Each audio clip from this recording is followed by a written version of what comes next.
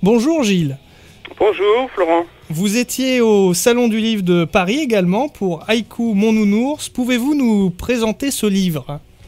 Alors c'est un livre d'une vingtaine de textes, donc des petits haïkus.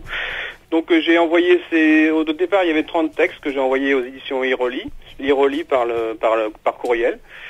Et ça leur a plu. Et donc ils ont envoyé ces 30 textes à l'illustratrice Chiaki Miyamoto, qui en a choisi 20 et qui les a illustrés pour fabriquer ce livre Haïku Mon Nounours. Alors voilà, vous avez travaillé avec Chiaki Miyamoto, une illustratrice née à Osaka. Comment l'avez-vous rencontrée et quand avez-vous décidé de réaliser ce livre ensemble ? Ça s'est fait par l'intermédiaire de l'éditeur. Donc c'est l'éditeur qui a choisi l'illustratrice. Moi en fait j'ai pas participé au choix de l'illustratrice. Et ensuite je l'ai rencontrée sur deux salons. Salon de la poésie de Paris, place Saint-Sulpice, et puis dernièrement le salon du livre de Paris. Elle a vécu en France également ? Et elle habite en France, oui, elle habite à Lyon. Elle a vécu sa jeunesse à Osaka, au Japon, jusqu'à 18 ans, et elle est revenue en France pour ses études, et elle habite maintenant à Lyon. Et illustratrice pour enfants, presse, objets déco, technique linogravure, papier découpe, crayon de couleur, Photoshop. C'est un génie en sa matière. Oui, c'est un peu, oui, on peut dire, je sais pas si on peut dire que c'est un génie, mais c'est une très grande illustratrice qui était assez renommée, qui est publiée chez Gallimard, chez plusieurs grands éditeurs pour la jeunesse. Et c'est vrai que son travail est très beau, quoi. Et qu'il accroche bien les petits lecteurs. Il plaît beaucoup aux enfants. Voilà. Et d'où vous vient cette passion pour la poésie ? Cette passion me pose souvent la question. La passion pour la poésie, je dis souvent que c'est peut-être mon père qui me l'a transmise en fait. Parce que mon père était ouvrier, il n'était pas du tout dans le milieu littéraire, mais il aimait lire de la poésie. Alors je ne sais pas comment c'était venu à la maison. Il y a un livre de La Fontaine et il a bien aimé ce livre de La Fontaine. Et il me racontait ses poésies de La Fontaine et je comprenais pas tout le sens des mots. Mais la musique m'a plu et ça m'a peut-être entraîné à lire d'autres livres et à aimer la musique des mots et ensuite à écrire moi-même des poèmes. Et quand on analyse La Fontaine, ensuite, on voit tout le sens qu'il y a derrière ces simples fables. C'est quand même inouï de relire les fables de La Fontaine quelquefois. C'est un plaisir.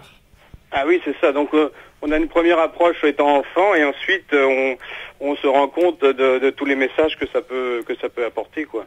En fait, c'est une leçon de vie, quoi, La Fontaine.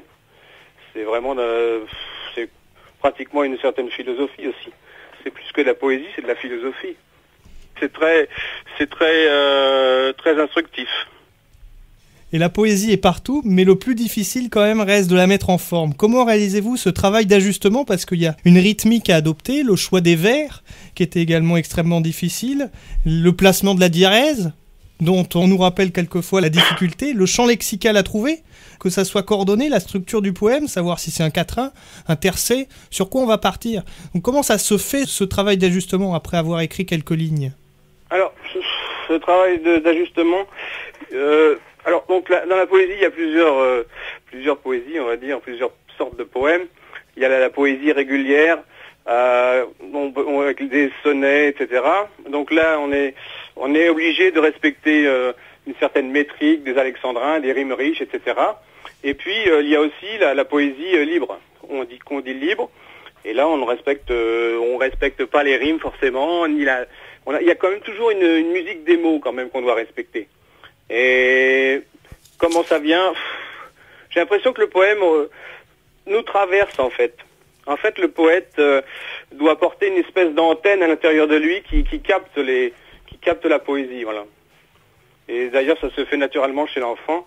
Le tout petit enfant est capable de métaphores surprenantes. Et ensuite, j'ai l'impression qu'à l'âge adulte, on perd cette antenne à l'intérieur de nous. Seuls peut-être les poètes la conservent, quoi. En fait, on est traversé par quelque chose. N'est-ce pas aussi le rôle du Printemps des poètes de retrouver cette transmission entre le poète et l'âge adulte ? C'est aussi ça. C'est vrai que la poésie n'est pas tellement à l'ordre du jour. Dans les rayons des librairies, on ne trouve pas forcément toujours de poésie. Et c'est vrai que ce Printemps des poètes permet pendant un certain temps une focalisation sur la poésie. Mais en fait, les gens aiment beaucoup la poésie. Ils n'en lisent pas, je sais, peut-être ils n'ont pas le temps, peut-être ils sont pris par d'autres choses, par leur travail, etc. Et ils n'ont pas le temps de s'attarder à la poésie. C'est dommage, parce que la poésie, c'est quelque chose en fait qui détend et qui soigne aussi. La poésie, ça soigne, étrangement. Et qui vit. Elle est Qui partout, vit, oui. elle est omniprésente dans la vie, donc on peut faire un poème sur une fleur, la nature, l'environnement, mais également sur quelqu'un, l'adresser. C'est toujours agréable de recevoir un poème que quelqu'un nous a écrit. Oui. Et en fait, on peut difficilement imaginer un monde sans arbres, un monde sans abeilles et un monde sans poésie.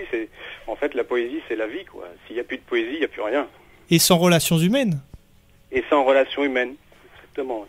Voilà. Merci Gilles pour ce décryptage un peu de la poésie. C'est Ouais. toujours plaisant de pouvoir parler poésie au-delà du printemps des poètes. Voilà.